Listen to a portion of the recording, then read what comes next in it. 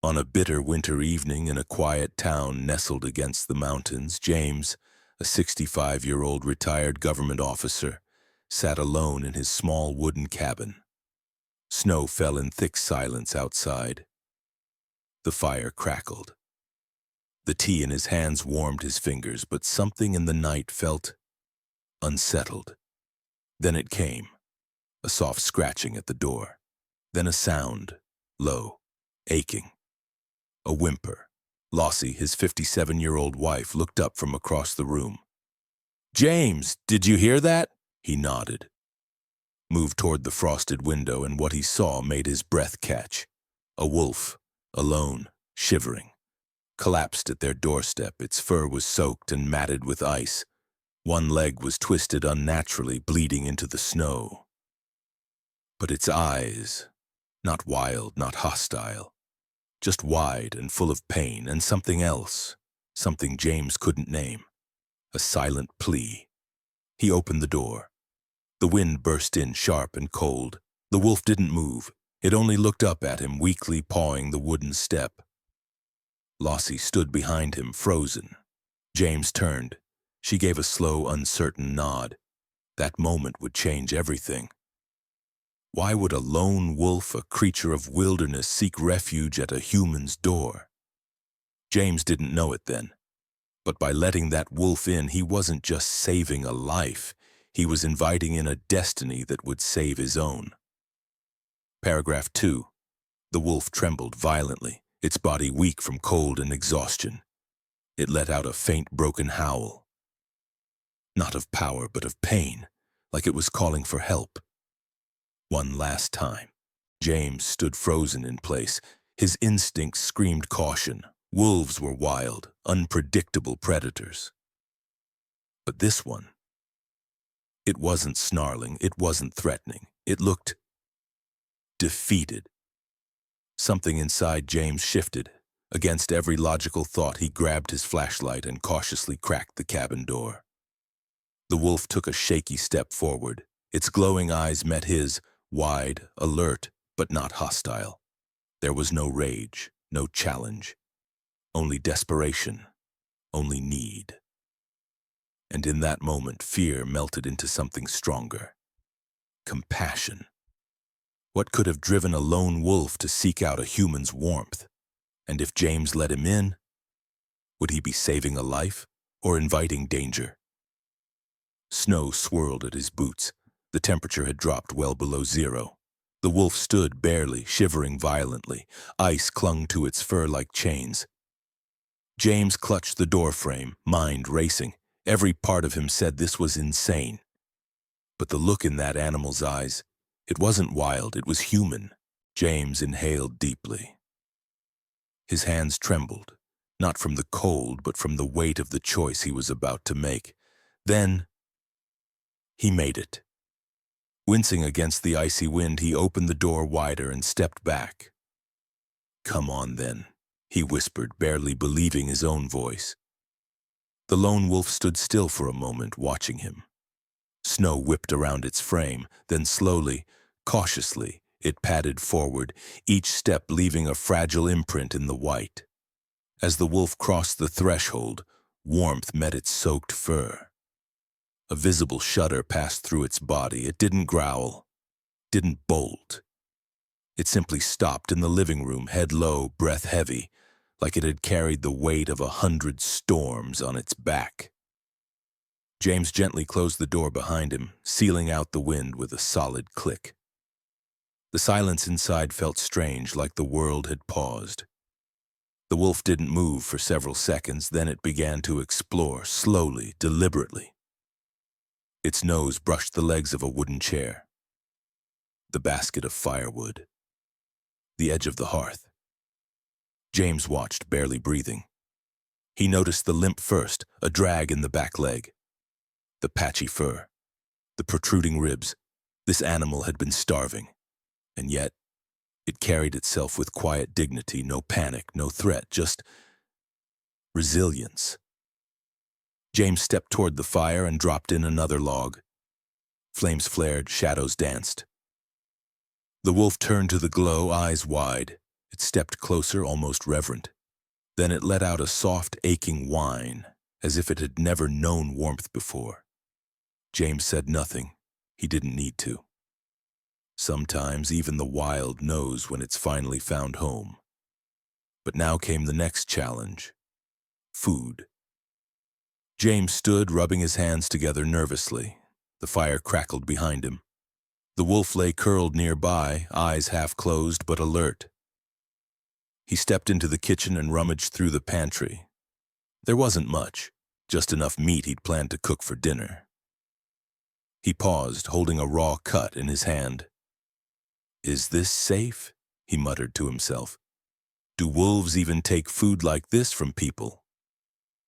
But the alternative, letting it starve, was worse. James returned to the living room and slowly set the plate of meat down on the floor. Then he stepped back. The wolf sniffed the air. For a moment it didn't move. Then cautiously it pulled itself forward. It lowered its head and took a tentative bite. A second later it was devouring the rest, chewing as if it hadn't eaten in days.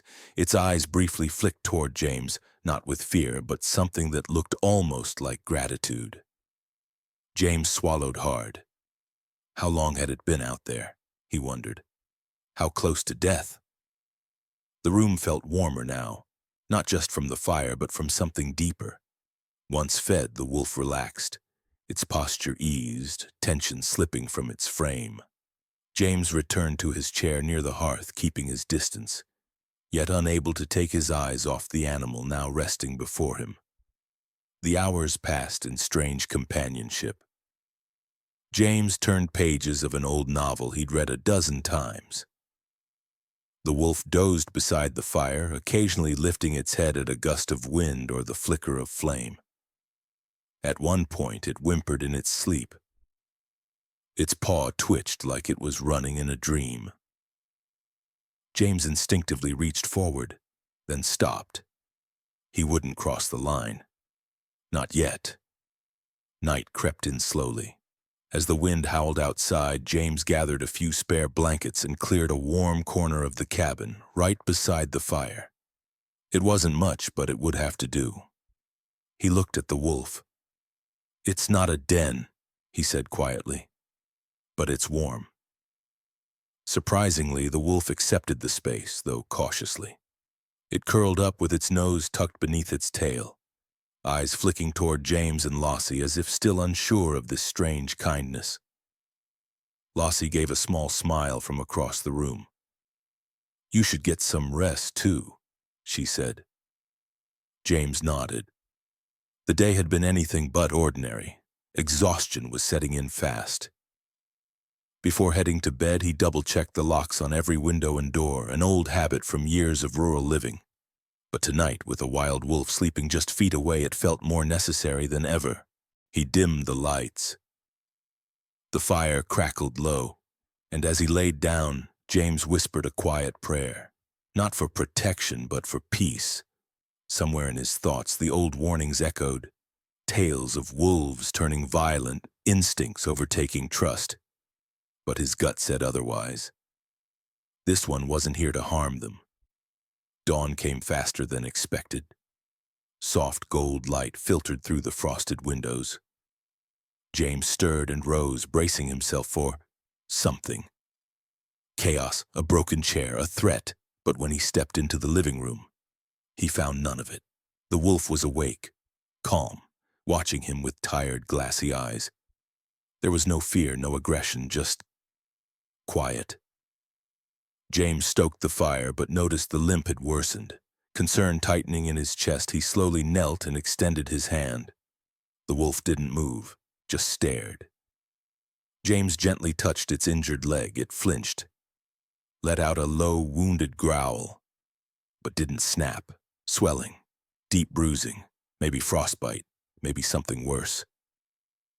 James sighed. "I'll do what I can," he murmured. The wolf didn't answer, but it didn't move away either. James stood quietly, watching the wolf breathe through shallow, trembling lungs. Then he turned toward the cupboard and pulled out a faded first aid kit, something he hadn't touched in years. It was a basic one, the kind they gave you in Boy Scouts. Not meant for this, not for wolves, but it was all he had. He opened the kit slowly, gauze, antiseptic, bandages. Not enough, but maybe just enough. Lossie stood nearby, silently watching. "Are you sure?" she asked. "No," James replied, kneeling beside the animal, "but I can't just let it suffer." The wolf's eyes followed his every move, amber and sharp, full of pain and doubt. James moved slow, speaking in a low, steady voice. "Easy now. You're okay. I'm just here to help." The wolf tensed, its body shook, but it didn't move away. That small mercy was everything. James gently patted the blankets, coaxing it to lie still. After a long pause, the wolf let out a soft whine and rested its head on its paws. That was the sign. He slid a folded towel beneath its injured hind leg, then dabbed a cotton swab into the antiseptic. The moment it touched the inflamed skin, the wolf growled, a low warning sound. James paused, didn't pull away. "I know," he whispered. "I'm sorry." The wound wasn't deep, but it was raw, swollen from cold, movement, and time. Possibly an old injury made worse by the storm. James's hands moved with quiet precision, his breath steady. His eyes locked on the creature, trusting him, if only for this one fragile moment. He wasn't a vet. He wasn't even sure this would work. But he knew one thing for certain. No soul, man or beast, deserves to suffer alone. James gently applied the final wrap, securing the bandage with a strip of gauze. He sat back on his heels, letting out a breath he hadn't realized he was holding.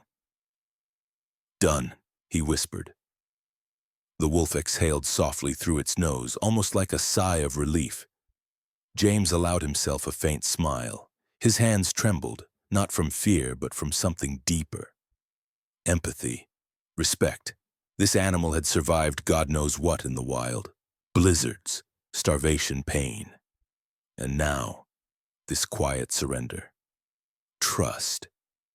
James glanced toward the fireplace where Lossie stood watching. She said nothing, but the way her eyes softened told him everything. He returned his focus to the wolf's paw pads, gently lifting them one by one. Cracked, dry, frostbitten.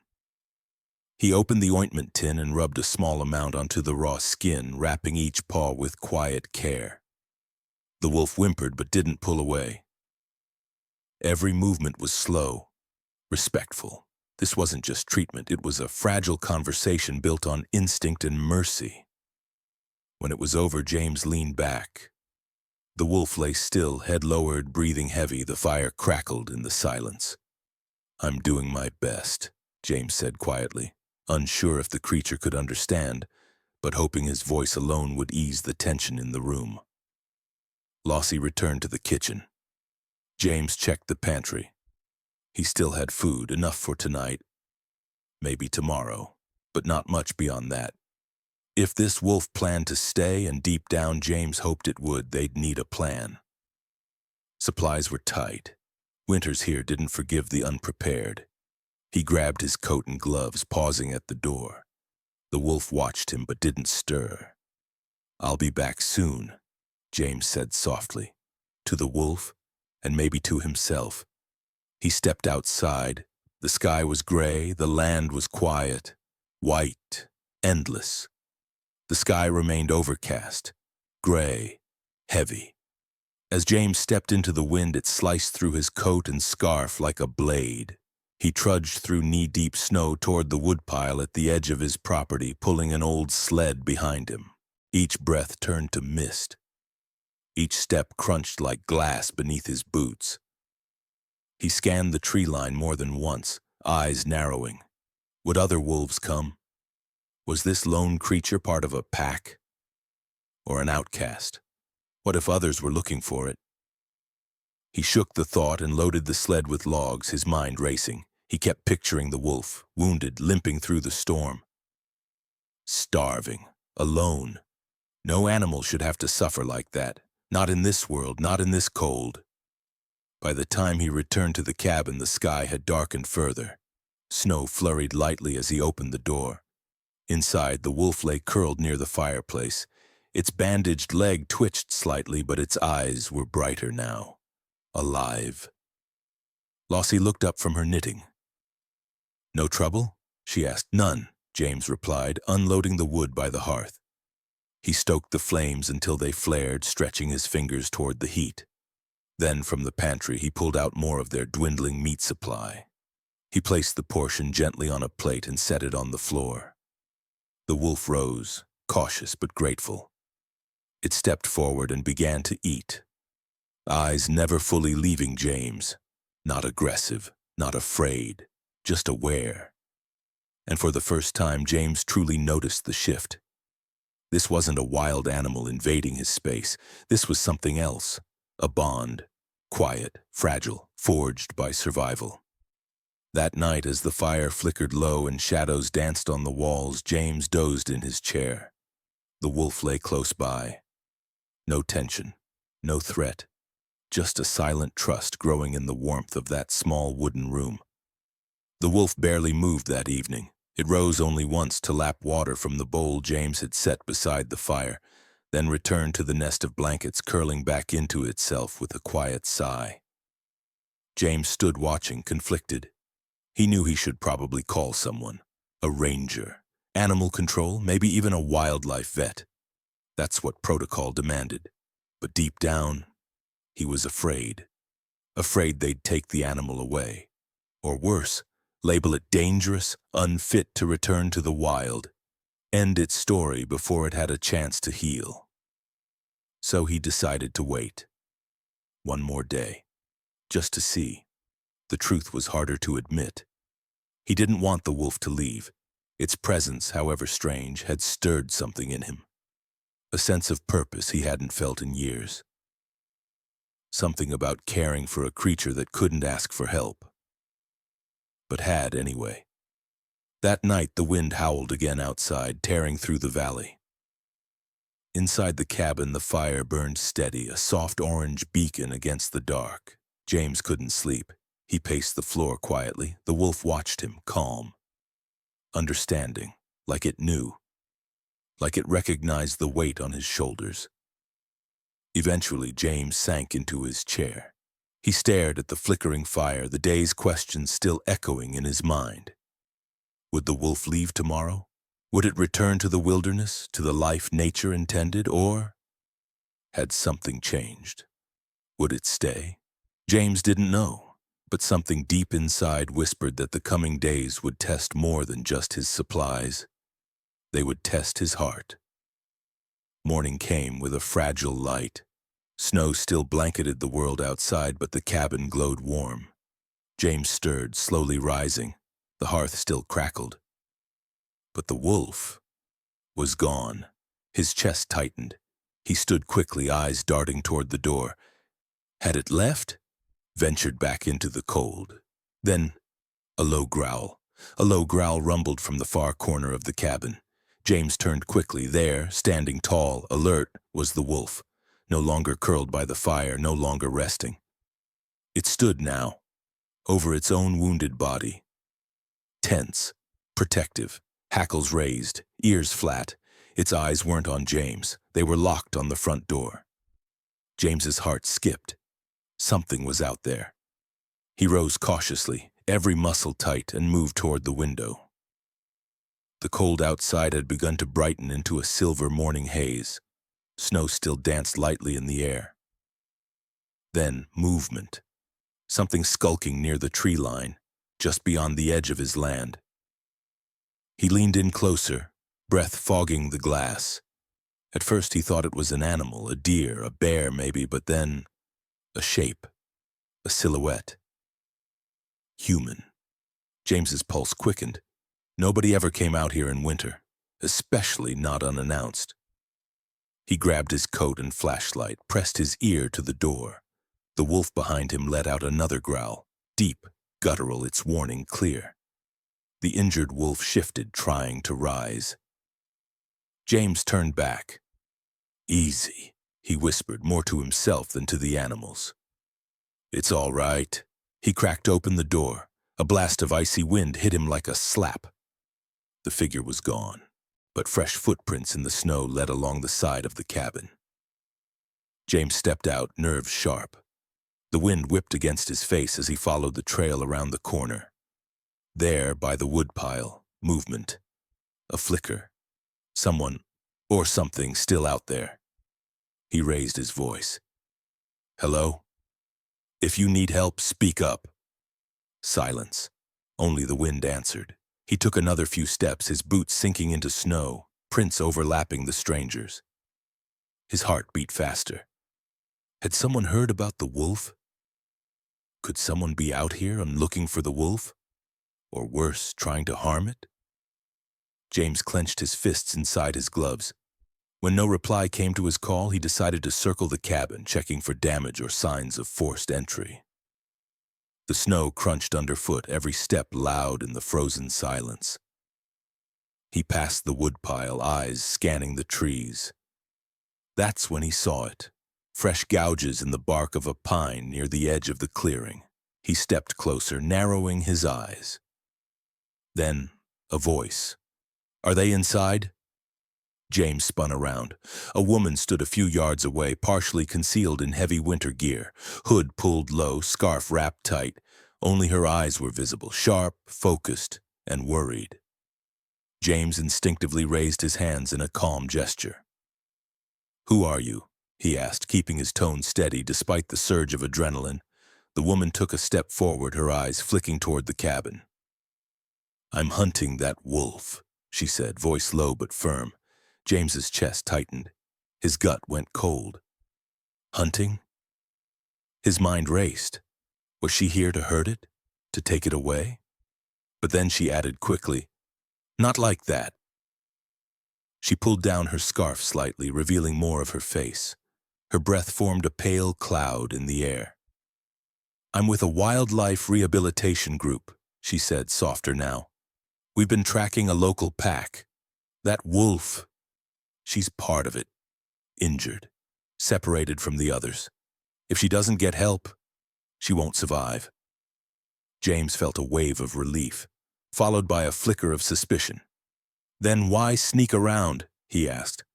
Why not just knock on the door? The woman glanced away, embarrassed.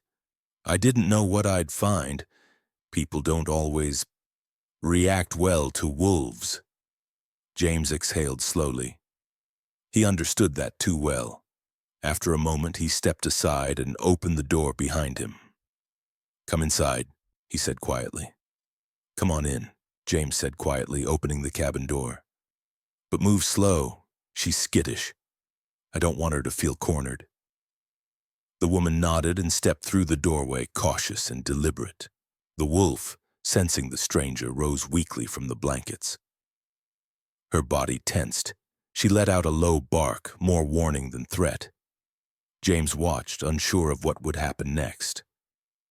The woman calmly removed her hood and scarf, revealing a face marked by fatigue and cold. But also something else.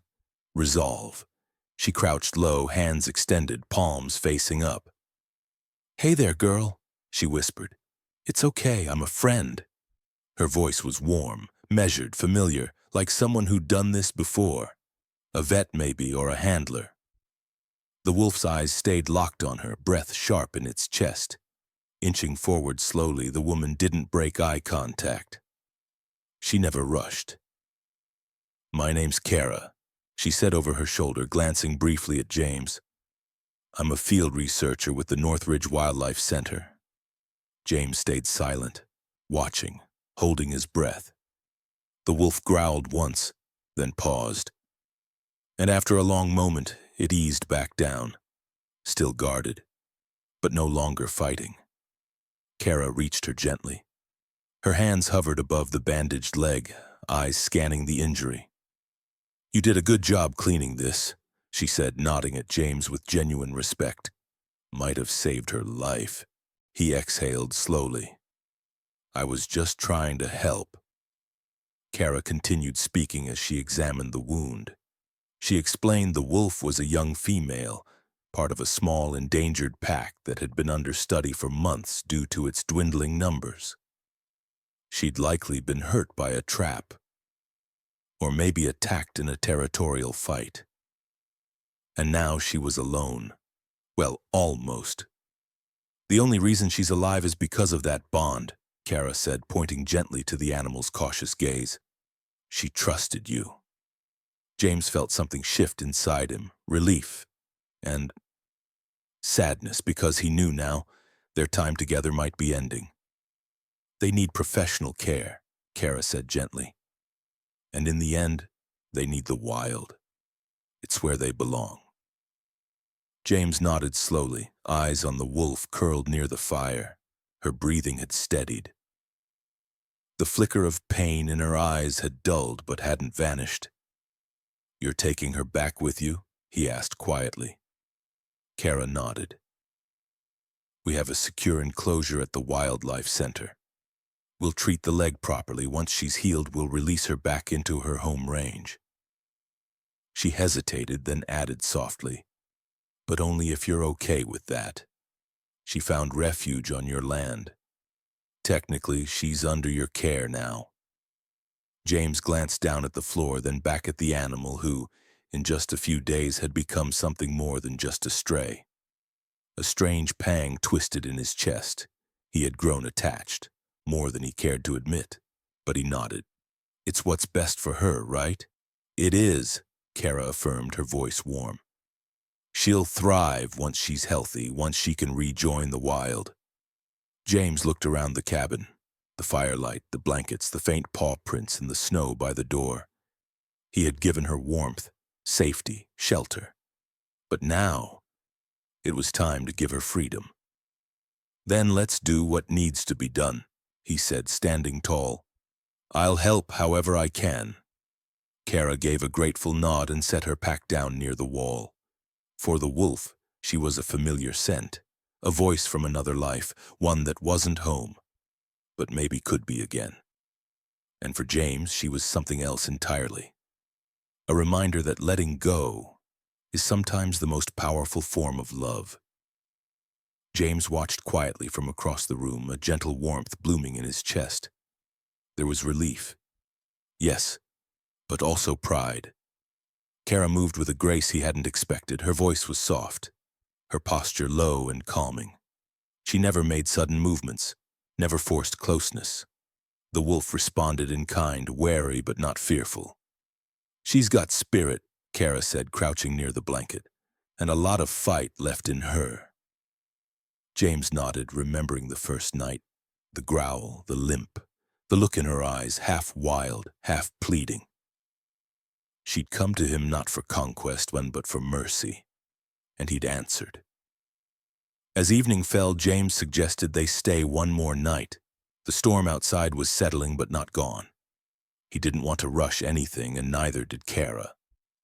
Good idea, she said. Less stress for her.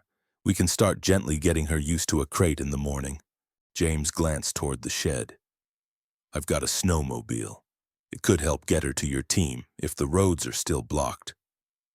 Kara's eyes lit up. That would be perfect.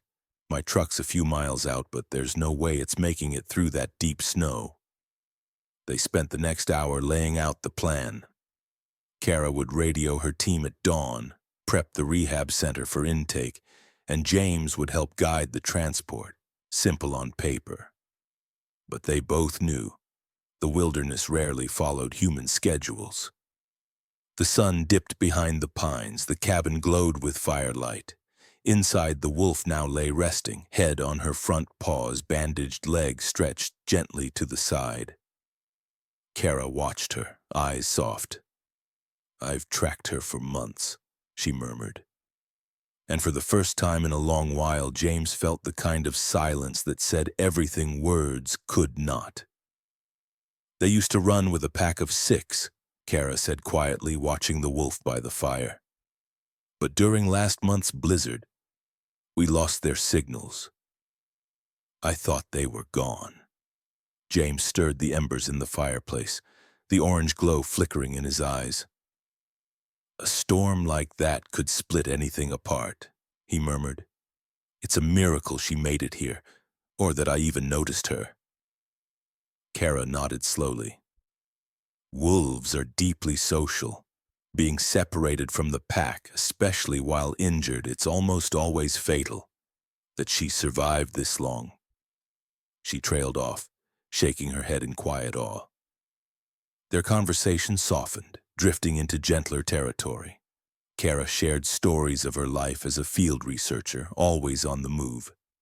James spoke of his quiet days in the cabin, the endless routines, the biting silence. Outside, the wind had calmed. The land was still draped in white. Only the occasional shift of the wolf's breathing reminded them she was there. Curled near the fire, half asleep, half alert, trusting. Before turning in, James set out a final meal. Small, careful portions. Kara watched, intrigued. "You've done something incredible," she said, her voice full of genuine admiration. "Most wolves would never come near a cabin like this, let alone walk through the front door." James flushed. He wasn't used to praise. "I just couldn't leave her out there," he said almost to himself. "She was desperate, and I guess—" He hesitated. "So was I." Kara's eyes softened. "You?" James gave a half smile, looking into the fire. "Living out here alone? It's quiet, and sometimes that quiet feels heavy. Maybe I needed her as much as she needed me." Outside, the wind picked up again.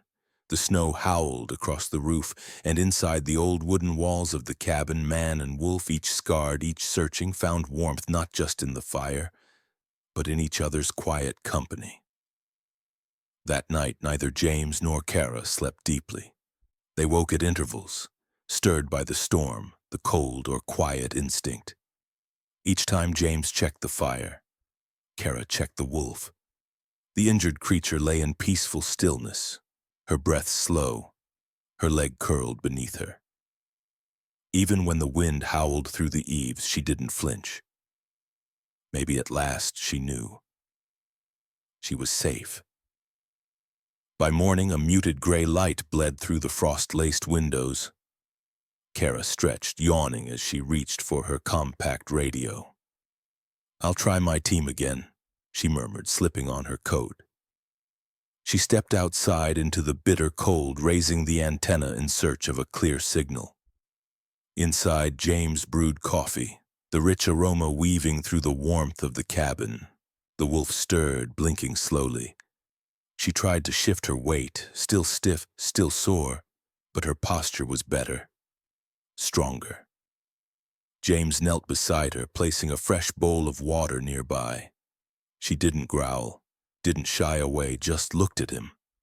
And in that gaze, something passed between them.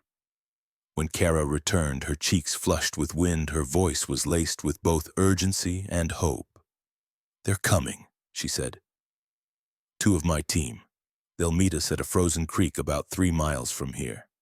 If we get her there, they'll take it from there." James nodded. "Then let's get ready." Together they began to pack. They strapped together a makeshift sled behind the snowmobile, lined with blankets padded for warmth. The wolf watched them with curiosity. Wariness, yes, but no panic. She sniffed at the contraption, her head tilting as though understanding. "This is the last stretch," Kara whispered. James moved to the door, slowly opening it to reveal a world cloaked in pure white. The cold swept in like a breath from the mountain. He turned back toward the wolf and knelt. "Come on, girl," he said softly. "Time to go home." Using slow, gentle movements, James crouched beside the wolf. She whimpered faintly as he lifted her into the sled, but didn't resist. The bandage held firm. The ointment had begun its work. She was tired, worn thin but not afraid. James laid her down on the padded sled, tucking an extra blanket over her slender frame. She didn't flinch. Kara joined him, securing the last strap. Then, without words, James climbed onto the snowmobile. Kara slid in behind him, radio in hand, her other arm steadying their balance. The engine growled to life, shattering the cabin's stillness. Snow scattered under the treads as they pulled away.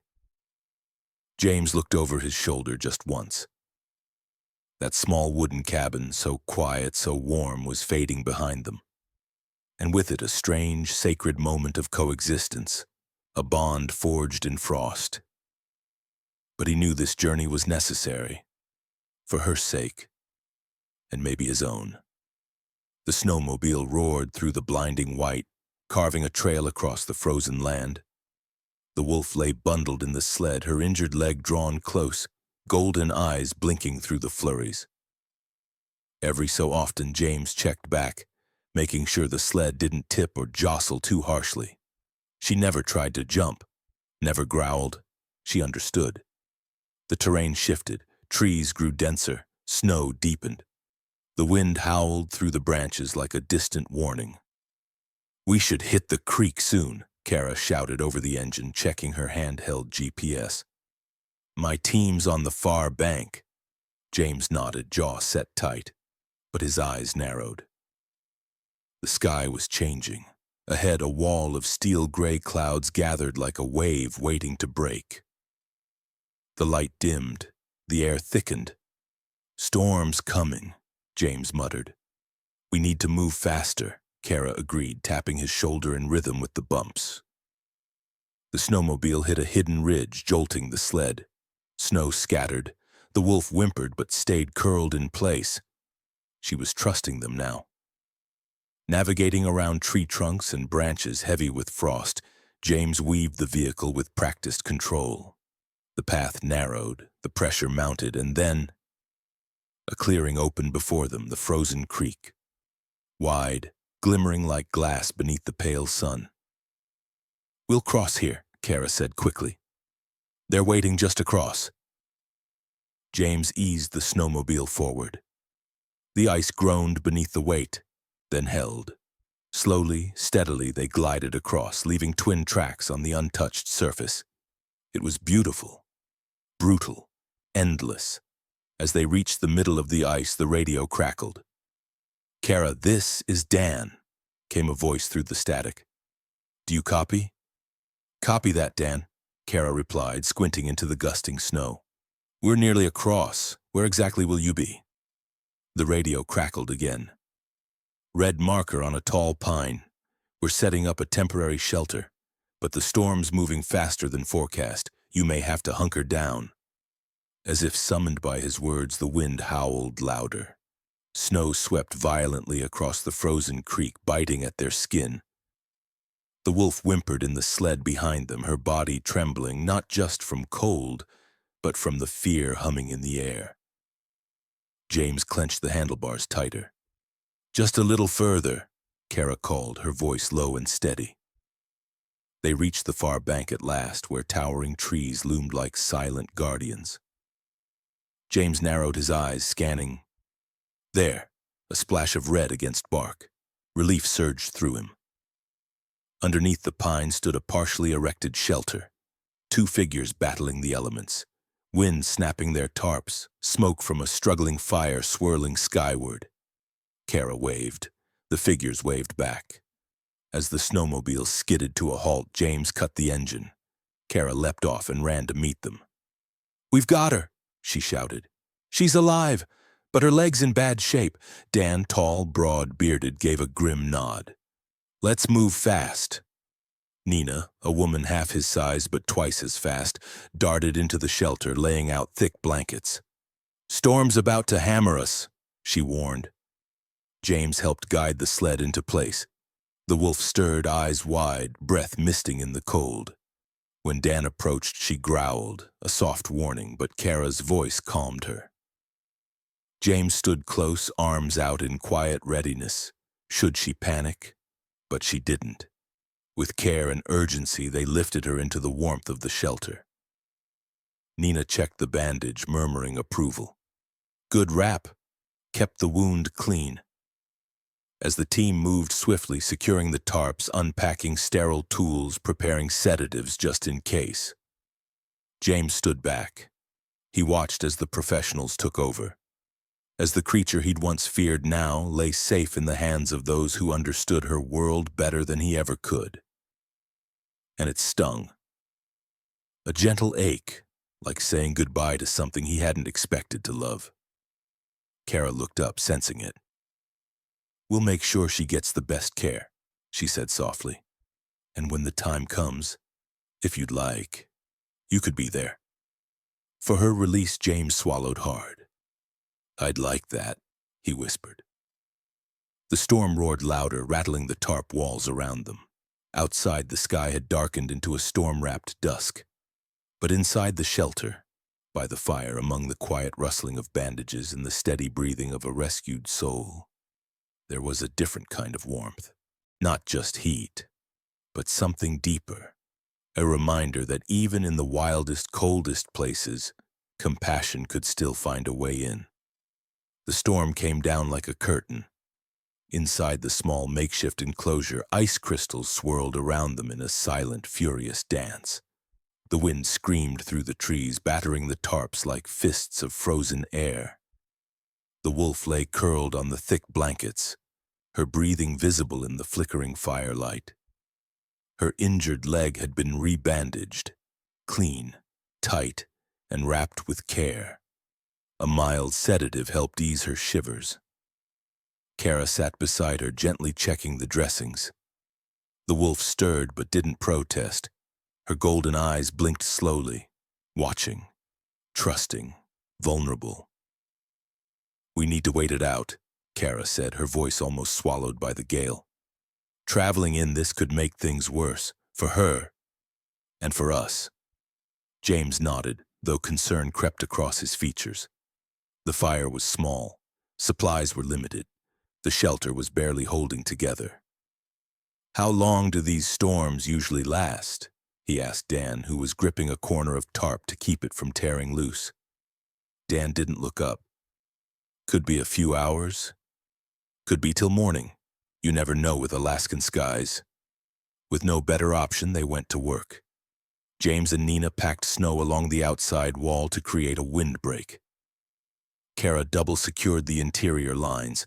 Every movement was careful, precise, done with urgency but not panic. The wolf watched it all from her blanket. She didn't growl, didn't retreat, only watched, quiet, alert, and strangely calm. For a moment, James stepped back and stared. Just days ago, he'd been alone in his cabin, nursing a mug of tea by a fire that spoke to no one. Now he was here, in the heart of a storm, fighting beside strangers to save a wild creature that had once stood at his doorstep, trembling and half dead. Snow whipped around the shelter. His old snowmobile, Charlie, was barely visible now, buried to the fender in fresh white. James looked at it briefly, then turned his gaze back to the wolf. She was still breathing, still here, and somehow that was enough. As the storm raged on, James stared at the thick wall of snow pressing against the tarps, fully aware of a chilling truth. If conditions worsened, getting out might not be an option. The wind shrieked like a wild animal outside. Inside, tension mingled with resolve. They gathered close to the shallow fire pit, its flames flickering with effort. The heat was modest, barely enough to stave off numbness in their fingers, but it was all they had. Dan and Nina took turns feeding the flames, tossing in dry twigs scavenged from beneath nearby evergreens. Each spark was precious, a defiant flicker against the frozen dark. The wolf rested on her blanket, her sides rising and falling slowly. Her eyes, half-lidded, followed the movement of the humans with quiet awareness. But she didn't stir. Kara knelt beside her, fingers on the pulse. "She's stable," she said, exhaling. "No signs of sedative distress. Let's hope her body can hold out until we get her to proper care." James moved closer, crouching beside the injured creature. He reached out hesitantly, his fingers brushing her fur in a gesture more instinct than thought. To his quiet amazement, she leaned in, not much. Just a subtle shift, a small but deliberate nudge that said more than words ever could. "You're one brave soul," James whispered. "You came to my door not knowing what you'd find, and still you trusted me." The wind howled again, shaking the tarp above them like a beast trying to claw its way in. Sleep came in shifts. One of them always had to tend the fire, keep the ropes from loosening, brace against the cold. Survival demanded it. During one such shift, James noticed the wolf stir, not in fear, not in pain, but restlessly, her golden eyes opening briefly, scanning the room, searching. When she didn't find what she sought, she let out a low whine and then, slowly, carefully, tucked her nose under her paw again. James knelt down beside her and whispered, "I'm still here." And though she couldn't speak, he felt her believe it. In the quiet between gusts, James sat beside the wolf and saw something few ever did. Not a predator, but a survivor. In her eyes, in her shallow breaths, in the way she tolerated human touch. He saw echoes of loyalty, fear, love, and courage. She wasn't just a creature of the wild, she was a soul capable of trust, capable of pain, just like any human. That was why he had let her in. That was why he had fought to keep her alive. Outside, the storm swelled to its fiercest. Snow pounded the tarps like fists, and the shelter quivered at its seams. Kara and Nina scrambled to brace the windward side, driving stakes deep into the frozen ground while Dan shouted instructions barely audible over the screaming wind. James helped too, though the cold bit through his gloves, numbing his fingers. He moved by instinct, determination holding him upright when exhaustion begged him to sit. The wolf grew agitated, her body tensing every time the tarp flapped too loudly. Once she even bared her teeth, not in rage but fear. Kara approached slowly, her voice soft and unwavering. "Shh, girl," she whispered, hand outstretched. "We're not going to hurt you. We're keeping you safe." Eventually, the storm began to break. The wind dropped to a low, steady howl. The snowfall turned into a lazy, drifting curtain. Dan peeked out through the flap of the tarp and swept his flashlight across the horizon. "It's easing," he said, relief bleeding into his tone. "If this holds, we move at first light." For now, they waited, breathing, watching, hoping. James leaned back against a post, eyes heavy. The wolf, finally calm, slowly crawled beside him and curled into the warmth of his coat. He didn't move. He didn't speak. He only lowered a hand and rested it gently on her back. And for the first time in what felt like forever, they both closed their eyes. By the time dawn's gray light filtered through the thinning clouds, the storm had passed. Silence, deep and untouched, blanketed the snowy creek like a final breath after a long struggle. Everything was still. Snowdrifts reached waist height in places, their peaks glinting gold in the soft morning sun. It was beautiful, but unforgiving. James stirred from sleep, his joints stiff, his body sore. The wolf beside him blinked slowly, roused from slumber. Her bandaged leg was tucked beneath her, eyes groggy but alive. They had made it through the night. Kara was already outside, her breath forming clouds as she adjusted the small antenna on her radio. Nina rekindled the fire with frozen hands, and Dan paced near the tree line, scanning the sky for any signs of worsening weather. The radio crackled. "Dan, Nina, do you copy? This is Kara. The storm's cleared. What's your status?" She paused, listening. James couldn't make out the response, but Kara's shoulders tightened. She turned back toward the shelter, voice quiet but firm. "There's a new problem," she said. "The main road to the wildlife center is blocked. Trees, ice, debris from the storm. They're working on clearing it, but it might take hours, maybe longer." James sighed. The news settled over him like fresh snow, soft but heavy. "So we wait," he said. Kara nodded. We can't risk moving her too soon anyway, not with that leg. James looked down at the wolf who was watching him again, those wild eyes full of trust and resilience. Despite everything, she had held on. They both had. Now all they could do was endure together a little longer. We'll have to hunker down until Dan and Nina clear the route, Kara said, her voice tight with concern. There's no safe alternate path, too much snow, too much risk. If we push her now, we might lose her. James nodded. He looked over at the wolf curled up on her side, her breath shallow but steady. The sedative had dulled her pain, but not her spirit. Her ears still twitched at the sound of the wind. Her nose still lifted occasionally, sniffing the air. Searching. The shelter was quiet except for the crackling fire. The stillness pressed down on them. There was nothing left to do but wait. Outside, the larger wolf paced nervously, no longer. Now it was James who paced. Though the wolf had stayed inside most of the morning, it began sniffing at the edges of the tarp as if drawn by something distant, scent, memory, instinct. Do you think she senses her pack? James asked, watching the wolf lift her muzzle toward the breeze. Or is she just restless? Kara glanced up from where she was reorganizing the first aid kit. Wolves can track their pack across miles, she said, even faint traces in the wind, but after a storm like that, most scent trails are gone. James nodded slowly, but his eyes lingered on the wolf.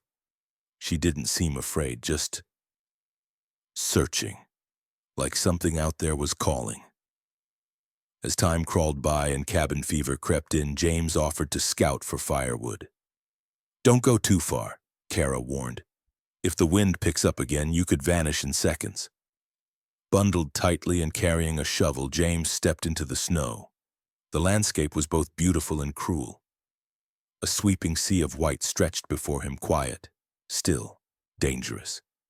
Each step sank nearly to his knee, forcing him to move slowly. Deliberately, every breath stung his lungs, but he pressed on, determined to gather enough to keep the fire alive through another bitter night. Then he saw them. Just beyond the frozen brush near the creek's edge, tracks. Too large for a rabbit, too neat for a bear. Wolf tracks, but only one set. His breath caught. Were they hers, or another wolf altogether? If another, were they friendly, or was something else hunting in the storm? A gust of icy wind bit into James' face, forcing him to shield his eyes. Snow kicked up in sheets, momentarily blurring the tracks ahead. But the urgency in his chest, something primal, prodded him forward. The trail was fresh, the paw prints uneven, limping. He crouched for a closer look. The gait was off, staggered, a wounded wolf just like the one he'd taken in. But could this be another member of the same fragmented pack? Or were these the marks of his wolf from an earlier time, before she collapsed at his door? Either way, the question stirred something in him. He followed.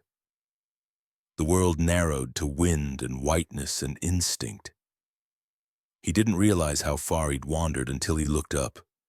The shelter was gone from sight. His heartbeat spiked.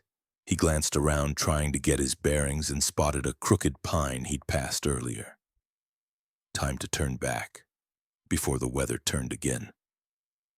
But just as he shifted to retreat, something moved, a flicker of motion in his peripheral vision. Gray, low to the snow line, a wolf. He froze. Slowly, gently, James lowered the bundle of firewood from his arms. He didn't want to appear as a threat. Hey, he whispered, the words barely audible under the wind. It was absurd, talking to a predator, but after days spent beside the injured one in his cabin, James didn't feel fear. He felt recognition. From behind a naked birch, the creature stepped into view. It was thin, painfully so. Patches of fur clung to its body like frost-bitten memories.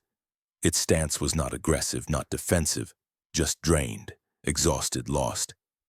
Its eyes locked onto his, cautious, wild, but familiar. James didn't move. He stood with the same quiet stillness he'd used in the cabin, the same patience, the same trust. Minutes passed. Then the wolf limped forward just one step. But it was enough.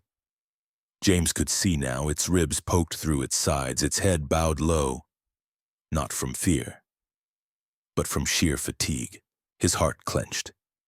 How many wolves out here were losing their battle against winter's ruthless grip? Was this one hers? A sibling? A mate? Maybe they were survivors of the same pack Kara had spoken of. James swallowed hard.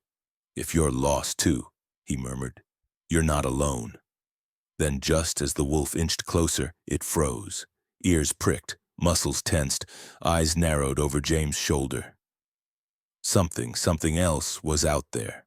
Reinforced the shelter and prepped gear for transport, hoping the blocked road would clear soon. But Warren's mind wasn't fully present. That wolf, the one that growled, bolted, then vanished, it haunted his thoughts like a shadow in the trees. What had it seen behind him? A predator? A scent? Or something else entirely? As Kara finished wrapping a fresh bandage around the smaller wolf's leg, she glanced up at him. "You're still thinking about it, aren't you?" she asked, reading him easily. Warren nodded. It wasn't just fear in its eyes. It was warning. Kara's brow furrowed. "You think something else is out there?" "I don't know," he admitted. "But that wolf didn't run from me. It ran from something else." The group fell into a quiet rhythm again, each member caught between exhaustion and the sharp tension of uncertainty. Outside, the wind had died down, but an eerie stillness clung to the air like nature holding its breath. Inside the shelter, the injured wolf let out a faint sigh, shifting slightly. Its larger companion stirred too, eyes glinting in the firelight, as if still on alert for unseen threats. Warren leaned against a support beam, staring into the flames, the snow, the wolves, the storm, the stranger in the trees. This wasn't just about survival anymore. Something was coming, and he needed to be ready. Might finally be on their way to safety. Warren exhaled slowly, tension softening in his shoulders. Yet even as hope stirred, unease still gnawed at his chest. That third wolf, emaciated and skittish, its eyes wide with fear, hadn't left his mind. As twilight fell, the sky turned a soft violet, shadows creeping across the snow. The fire crackled under the reinforced shelter, casting flickering warmth on fur and faces alike. Kara checked on the smaller wolf, adjusting its wrap and speaking in low, soothing tones. The larger wolf, now more relaxed, lay close, its muzzle resting beside its sibling, a living shield against the cold. "You've done something rare," Kara said gently, looking at Warren. "Not just sheltering wild animals, but earning their trust." Warren gave a faint smile. "I think they saved me just as much as I saved them." Night settled quietly over the camp, but Warren couldn't sleep. "Hey," he whispered, the words barely audible under the wind. It was absurd, talking to a predator, but after days spent beside the injured one in his cabin, James didn't feel fear. He felt recognition. From behind a naked birch, the creature stepped into view. It was thin, painfully so. Patches of fur clung to its body like frost-bitten memories. Its stance was not aggressive, not defensive, just drained, exhausted, lost. Its eyes locked onto his, cautious, wild, but familiar. James didn't move. He stood with the same quiet stillness he'd used in the cabin, the same patience, the same trust. Minutes passed. Then the wolf limped forward, just one step. But it was enough. James could see now, its ribs poked through its sides, its head bowed low, not from fear, but from sheer fatigue. His heart clenched. How many wolves out here were losing their battle against winter's ruthless grip? Was this one hers? A sibling? A mate? Maybe they were survivors of the same pack Kara had spoken of. James swallowed hard. "If you're lost too," he murmured, You're not alone. Then, just as the wolf inched closer, it froze, ears pricked, muscles tensed, eyes narrowed over James's shoulder. Something else was out there. Reinforced the shelter and prepped gear for transport, hoping the blocked road would clear soon. But Warren's mind wasn't fully present. That wolf, the one that growled, bolted, then vanished, it haunted his thoughts like a shadow in the trees. What had it seen behind him? A predator? A scent? Or something else entirely? As Kara finished wrapping a fresh bandage around the smaller wolf's leg, she glanced up at him. "You're still thinking about it, aren't you?" she asked, reading him easily. Warren nodded. It wasn't just fear in its eyes, it was warning. Kara's brow furrowed. "You think something else is out there?" "I don't know," he admitted. "But that wolf didn't run from me. It ran from something else." The group fell into a quiet rhythm again, each member caught between exhaustion and the sharp tension of uncertainty. Outside, the wind had died down, but an eerie stillness clung to the air, like nature holding its breath. Inside the shelter, the injured wolf let out a faint sigh, shifting slightly. Its larger companion stirred too, eyes glinting in the firelight, as if still on alert for unseen threats. Warren leaned against a support beam, staring into the flames. The snow, the wolves, the storm, the stranger in the trees. This wasn't just about survival anymore. Something was coming, and he needed to be ready. Might finally be on their way to safety. Warren exhaled slowly, tension softening in his shoulders. Yet even as hope stirred, unease still gnawed at his chest. That third wolf, emaciated and skittish, its eyes wide with fear, hadn't left his mind. As twilight fell, the sky turned a soft violet, shadows creeping across the snow. The fire crackled under the reinforced shelter, casting flickering warmth on fur and faces alike. Kara checked on the smaller wolf, adjusting its wrap and speaking in low, soothing tones. The larger wolf, now more relaxed, lay close, its muzzle resting beside its sibling, a living shield against the cold. "You've done something rare," Kara said gently, looking at Warren. "Not just sheltering wild animals, but earning their trust." Warren gave a faint smile. "I think they saved me just as much as I saved them." Night settled quietly over the camp, but Warren couldn't sleep. He stood at the edge of the shelter, eyes scanning the darkened forest.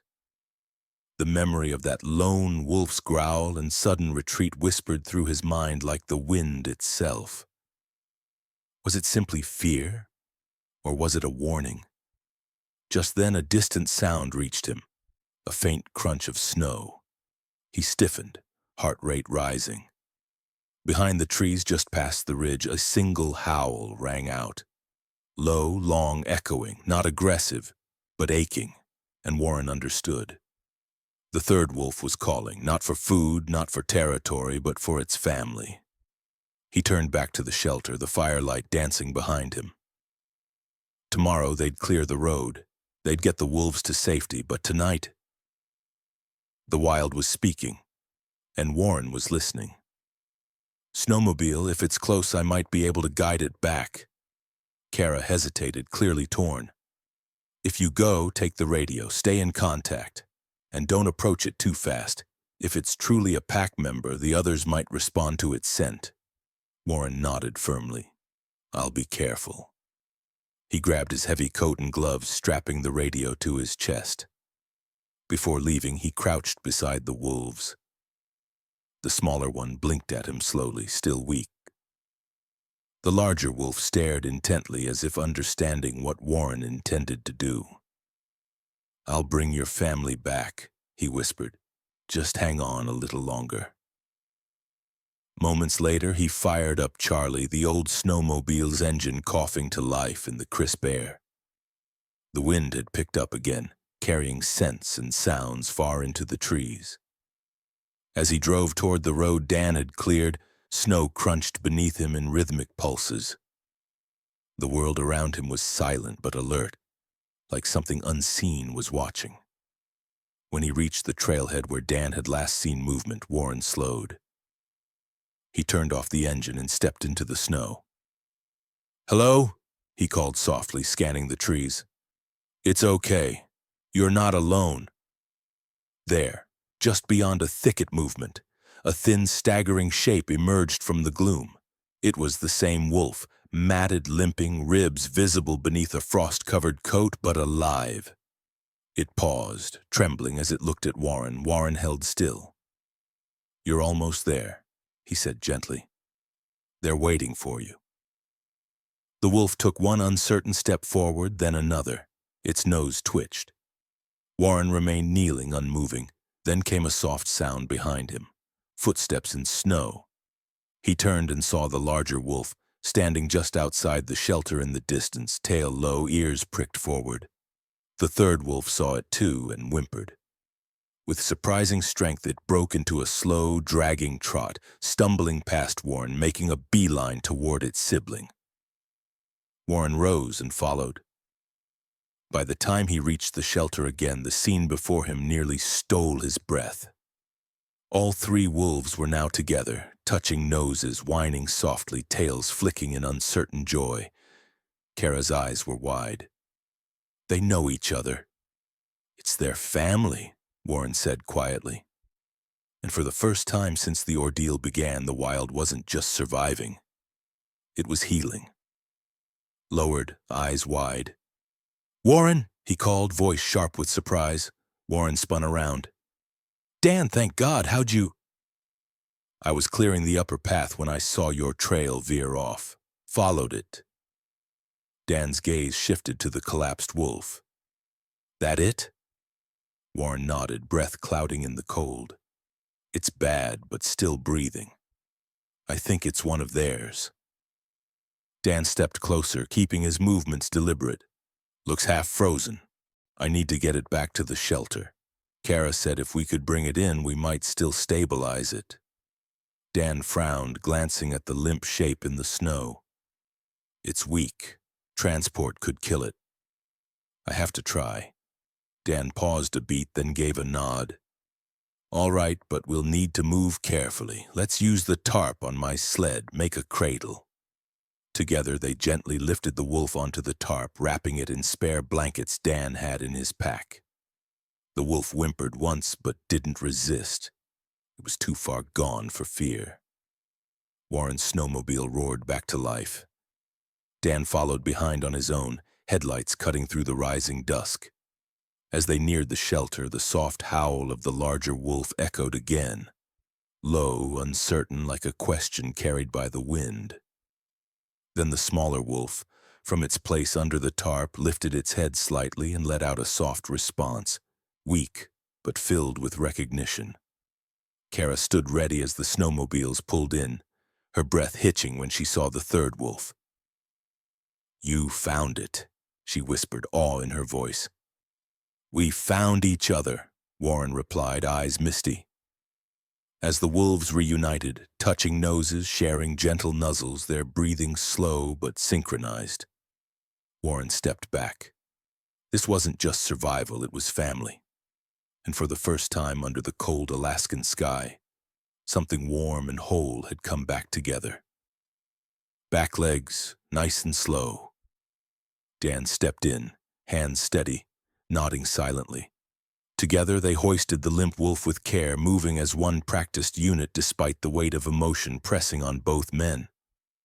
The forest around them remained still, as if nature itself respected the moment. The wolf didn't struggle. Its trust, or perhaps resignation, was complete.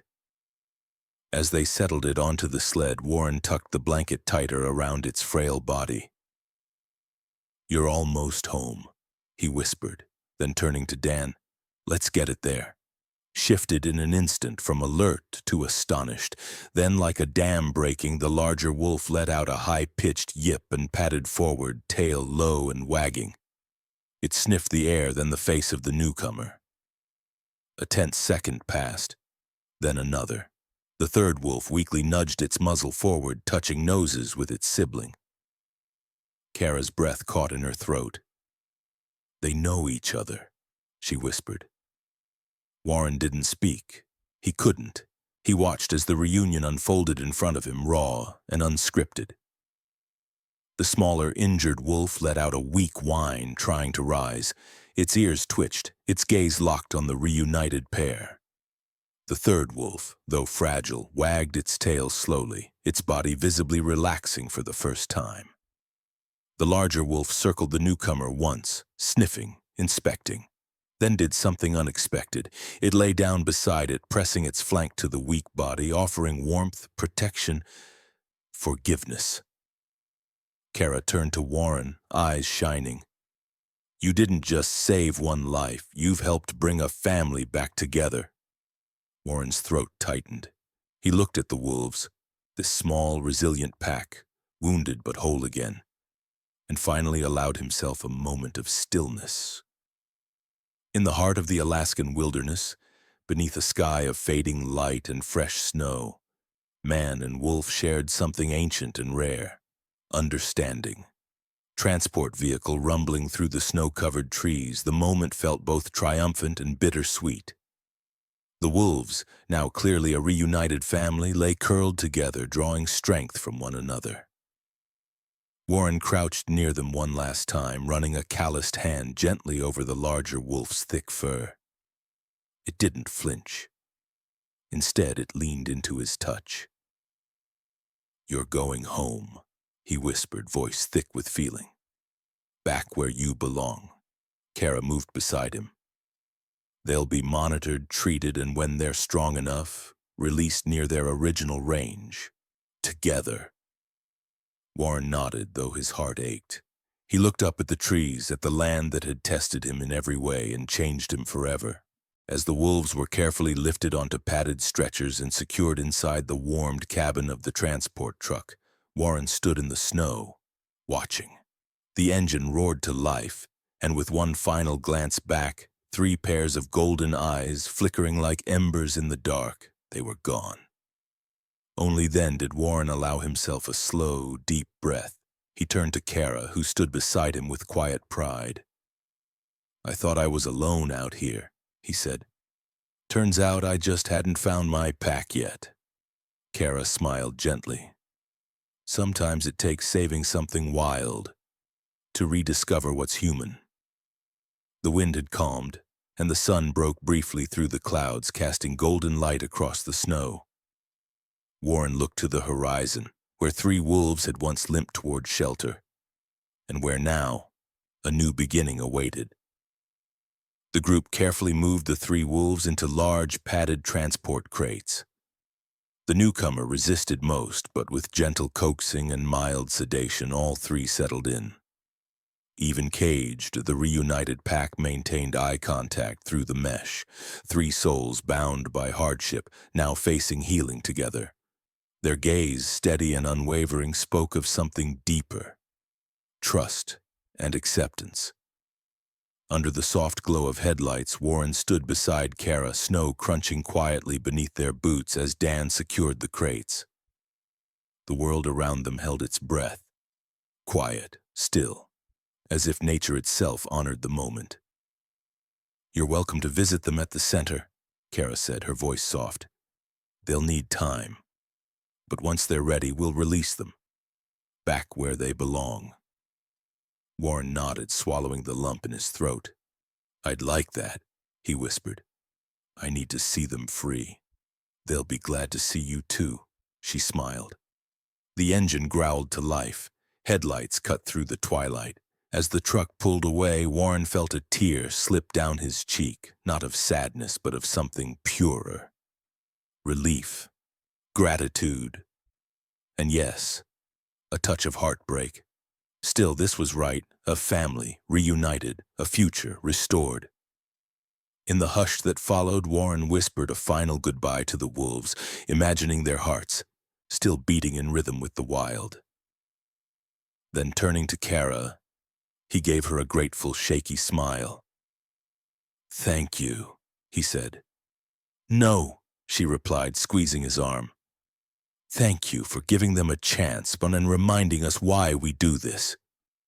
The days that followed were quieter for Warren. Gone were the soft whines and watchful footsteps. But in place of uncertainty, there was now something else. A silence that no longer felt lonely. A silence filled with peace and purpose. In the quiet evenings that followed, Warren often found himself staring toward the horizon, remembering. He recalled the trembling desperation of that first encounter, the hard-earned trust, the unlikely bond that had formed between man and beast. And then, the reunion, raw, emotional, and powerful in a way he never could have imagined. Thinking of them now, safe at Kara's Wildlife Center, brought him comfort. True to her word, she kept in touch, sending updates and photos of the wolves resting in the sun, playing in fresh snow and healing. The smaller wolf's leg was mending. The third, once gaunt and afraid, was growing strong again. And together the three of them, siblings of the wild, thrived as one family. Warren often pictured the day of their release, standing at the forest's edge, watching them vanish into the trees. Maybe, just maybe, they'd glance back, not out of need, but recognition. A silent farewell to the man who once offered them warmth when the world had none. In the meantime, life went on. Warren chopped wood, tended his greenhouse, and fortified his cabin against the cold, but something had changed. Where he once saw only isolation, now he saw connection.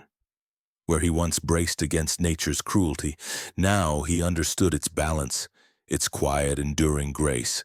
He kept extra blankets by the hearth now, just in case. If this story of unexpected compassion and a family of wolves reunited touched your heart, let us know in the comments. Have you ever witnessed a moment between human and wild that changed the way you see the world? Share your story below. Because sometimes, the wild saves us too.